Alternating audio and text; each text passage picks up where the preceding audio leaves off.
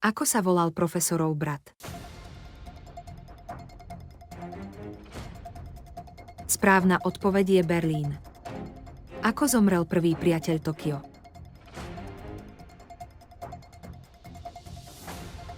Správna odpoveď je, bol zastrelený.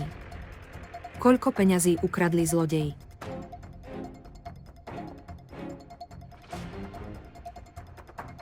Správna odpoveď je 984 miliónov eur. Akej farby mala Tatiana šaty, keď išla s Berlínom ukradnúť vikingské zlato? Správna odpoveď je červené. Ako sa volal guľomet, ktorý zlodeji používali? Správna odpoveď je Browning. Koľko peňazí bolo v trezore?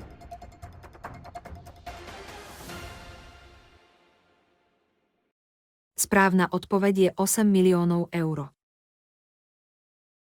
Kde sa nachádza v Španielská národná banka? Správna odpoveď je Madrid.